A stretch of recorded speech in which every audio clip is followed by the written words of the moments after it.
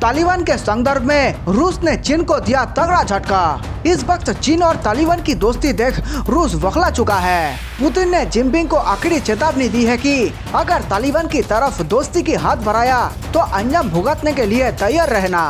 तालिबान के कारण रूस और चीन में भयंकर दरार पड़ने जा रही है। लालची और चालबाज चीन अफगानिस्तान के अंदर भयंकर खजाने पर नजरें जमाए हुए है। अपनी लालच के चक्कर में चीन अपने भरोसेमंद दोस्त रूस को भी धोखा देने के लिए तैयार है। इतिहास गवाह है कि जगह जगह खजाने के लालच में चीन अपना ईमान धर्म सब कुछ बेचना जानता है। अफगानिस्तान में तालिबान के बढ़ते कब्जे से मध्य एशिया में माहौल तनावपूर्ण हो गया है। इसी तालिबानी खतरे को देखते हुए रूस ने अब तजाकिस्तान में बड़े पैमाने पर अपनी सेना और भारी हथियार भेजे हैं। तालिबान के संभावित खतरों से निपटने के लिए तजाकिस्तान और उज्बेकिस्तान के सैनिकों ने अफगानिस्तान सीमा के पास अपने संयुक्त युद्धाभ्यास को पूरा कर लिया है। यह युद्धाभ्यास पिछले सप्ताह शुरू हुआ था, जिसमें 2500 रूसी, ताजिक और उज्बेक सैनिकों ने 500 सैन्य वाहनों के साथ हिस्सा लिया। एसोसिएटेड प्रेस की रिपोर्ट के मुताबिक अफगानिस्तान से लगी तजाकिस्तान की सीमा से तकरीबन 20 किलोमीटर उत्तर में हर मैडन फायरिंग रेंज में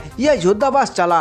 इसमें सैनिकों ने आतंकवादियों से निपटने को लेकर कार्रवाई का भरोसा दिया। इसमें रूसी Su-25 लड़ाकू विमान शामिल हुए और आतंकियों से निपटने को लेकर रिहर्सल किया।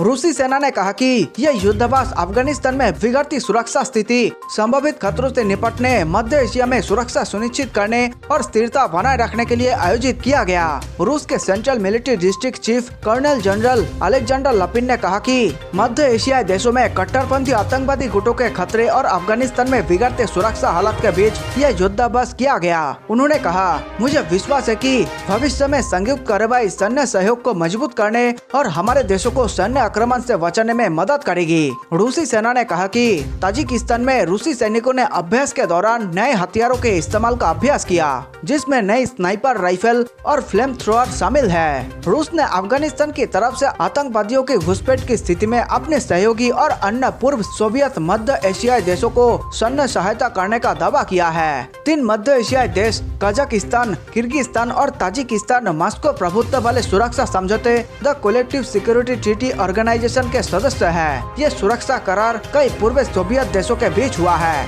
ताजिकिस्तान से पहले रूसी सैनिकों ने उज्बेकिस्तान में पिछले सप्ताह युद्धाभ्यास किया था, जिसमें 200 सैन्य वाहन के साथ 1500 रूसी और उज्बेक सैनिक शामिल हुए थे। उज्बेकिस्तान में युद्धाभ्यास के दौरान 4 रूसी Tu-22 M3 बमवर्षक विमानों ने अफगानिस्तान की सीमा के समीप उड़ान भरी। यह युद्धाभ्यास अफगानिस्तान से लगी सीमा के पास उज्बेकिस्तान में टर्मेश फायरिंग रेंज में आयोजित किया गया था। रूसी रक्षा मंत्री सर्गेई शोइगु ने मंगलवार को तालिबान के दावे का जिक्र किया, लेकिन अफगानिस्तान में बढ़ती शत्रुता के बीच मध्य एशियाई देशों की सुरक्षा को मजबूत करने के महत्व पर भी जोर दिया। उन्होंने कहा कि तालिबान अब ताजिकिस्तान और उज्बेकिस्तान के साथ अफगानिस्तान की सीमाओं को नियंत्रित कर रहा है। शोइगु ने ताजिकिस्तान और उज्बेकिस्तान में इन संयुक्त युद्धाभ्यासों की सराहना की और कहा कि भविष्य में इस तरह के और अभ्यास किए जाएंगे। रूसी न्यूज एजेंसी तासा के मुताबिक रूस के विदेश मंत्री ने कहा, यह हमारे लिए बहुत महत्वपूर्ण है कि ताजिकिस्तान और उज्बेकिस्तान के सशस्त्र बल संभावित खतरों का सामना करने के लिए तैयार होंगे। भले ही तालिबान नेताओं का कहना है कि वे सीमा पर और पड़ोसियों पर हमले नहीं करेंगे। विदेशी सैनिकों की वापसी के बाद से तालिबान हर दिन नए सत्र पर अपना नियंत्रण स्थापित कर रहे हैं। तालिबान ने गुरुवार को अफगानिस्तान में एक और प्रांतीय राजधानी कंधार पर कब्जा कर लिया। यह अफगानिस्तान की 34 में से 12वीं प्रांतीय राजधानी है, जिस पर तालिबान ने हमले के बाद कब्जा कर लिया है। कंधार देश का दूसरा सबसे बड़ा शहर भी है। हाल के दिनों में आम अफगानियों ने अपना घर छोड़ दिया है। सैकड़ों लोग या तो मारे गए हैं या घायल हुए हैं। तालिबान ने 1 हफ्ते से भी कम समय में अफगानिस्तान की 34 प्रांतीय राजधानियों में से 12 पर कब्जा कर लिया है। हेलमंद में लश्करगाह, कंधार और फरहा सहित कई अन्य शहरों में तालिबान से सरकारी सुरक्षा बलों को लोहा लेना पड़ा। पिछले महीने तालिबान के एक प्रतिनिधि मंडल ने मस्को का दौरा किया था और आश्वासन दिया था अफगानिस्तान की जमीन का इस्तेमाल दूसरे देशों पर हमले के लिए नहीं करने दिया जाएगा। तालिबान का कहना था कि उससे रूस या मध्य एशिया में उसके सहयोगियों को कोई खतरा नहीं है। तो वही अफगानिस्तान के बड़े शहरों पर प्रांतीय राजधानियों को धीरे धीरे अपने कंट्रोल में कर रहे तालिबान पर पाकिस्तान के बाद चीन भी मेहरबान होने को तैयार है। हाल के दिनों में अफगानिस्तान में शांति कायम करने के उपायों में शामिल और तालिबानी प्रतिनिधि से मुलाकात करने वाले चीन ने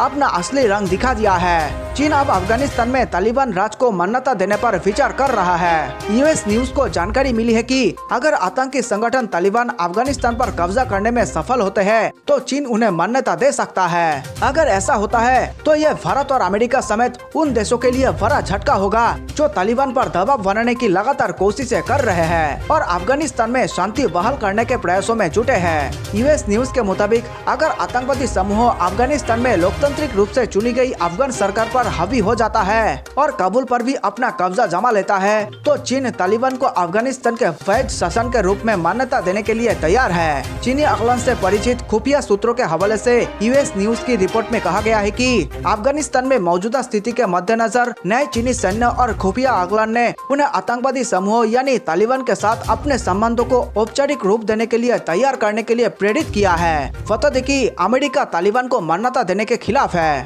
इस रिपोर्ट में कहा गया है कि तालिबान ने मई में अपना आक्रमण शुरू कर दिया और अब तक कई प्रांतों और प्रमुख जिलों पर कब्जा कर लिया है। लॉन्ग वार्ड जनरल की रिपोर्ट के अनुसार पहले से तालिबान द्वारा नियंत्रित अनुमानित 73 जिलों के अलावा आतंकी समूहों ने 160 से अधिक जिलों में अपना कब्जा जमा लिया है। अगर लेटेस्ट आंकड़ों की बात करें तो तालिबान ने अब अफगानिस्तान के 34 प्रांतों में से 12 पर अपना कब्जा कर लिया है, जिसमें कंधार, हेरात और लश्करगाह जैसे अहम शहर शामिल है। अफगानिस्तान से अमेरिकी सैनिकों की अचानक वापसी को बीजिंग अवसर के साथ एक चुनौती के रूप में भी देख रहा है। चीन को फायदा ये दिख रहा है कि अफगानिस्तान में पश्चिमी देशों द्वारा खाली की गई पावर वैक्यूम को वे भर सकता है और चुनौती ये है कि तालिबान इस्लामिक आतंकवादी समूह के साथ ऐतिहासिक संबंधों वाला एक संगठन है, इसलिए चीन काफी चतुराई से अफगानिस्तान में अपने कदम रख रहा है। इसके अलावा चीन की नजर अफगानिस्तान पर इसलिए भी है क्योंकि वे भारत को उस तरह से भी घेरना चाहता है। पाकिस्तान के उधर पश्तूनों ने तालिबान की सहायता कर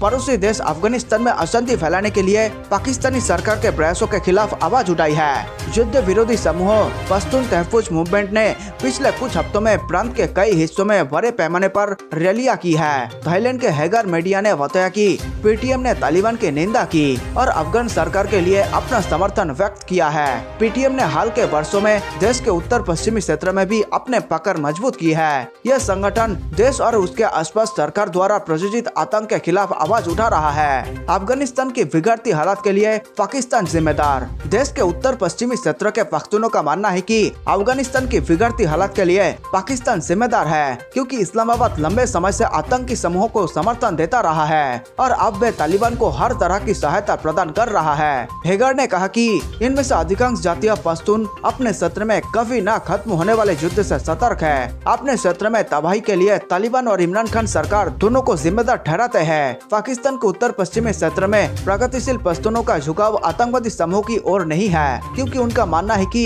हिंसा कभी शांति नहीं ला सकती है। देशवासियों, वीडियो अंत तक देखने के लिए आप सबका बहुत बहुत धन्यवाद। मेरे देश प्रेमियों, नीचे कमेंट में जय हिंद लिखकर आप हमारे वीडियो को 5 स्टार दे सकते हैं, ताकि हम आपके लिए ऐसे ही देशभक्ति वीडियो लाया करें। जल्द मिलते हैं एक और जानकारी पूर्ण वीडियो के साथ। नमस्कार, धन्यवाद।